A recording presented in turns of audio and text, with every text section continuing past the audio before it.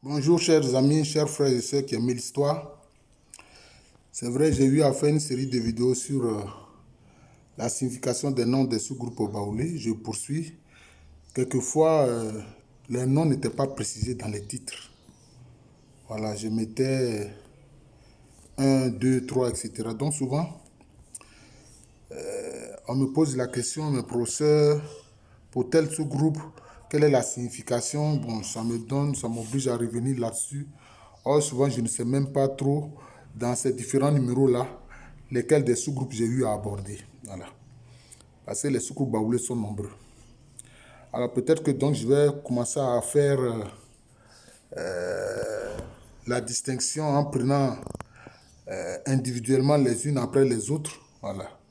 Ce sera une façon de donner des précisions. Voilà, ce sera une façon de donner des précisions. Alors, je vais aborder ici le sens du nom de ce groupe qu'on appelle les Dong. Les Dong qui sont à Bendekwa-Sikro. C'est dans la commune actuelle de Boaké. Voilà, les Dong. Alors, nous savons que le noyau principal des Dong appartient à la migration à l'Andjira. Mais vous savez, quand un noyau principal s'installe, quelquefois il y a d'autres groupes issus d'autres migrations dans le peuple baoulé qui viennent aussi s'installer dans la même zone. Donc c'est comme ça, c'est courant dans le pays baoulé. C'est aussi une solidarité que manifestaient les ancêtres.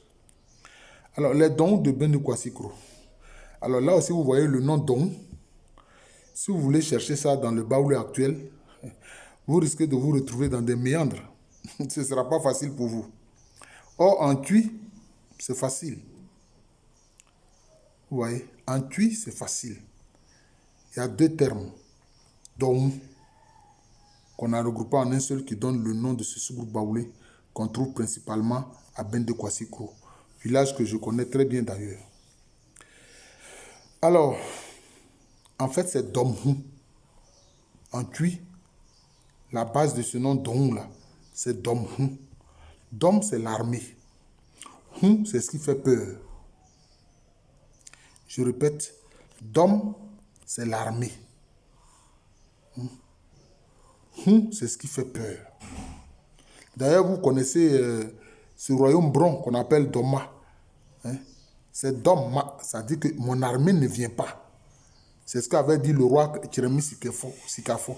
Parce qu'il y avait certains de ces guerriers qui étaient dans le bron diamant, auxquels il a demandé de le rejoindre, notamment dans le Doma. Il tardait à venir. Il dit Doma. Dom, c'est l'armée. Donc, Dong, c'est l'armée qui fait peur. C'est ce qui fait peur.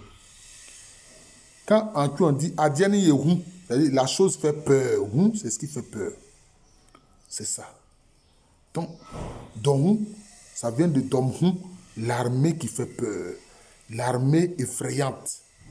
L'armée qui effraie, l'armée qui fait peur. C'est de là que vient le nom de ce sous-groupe baoulé.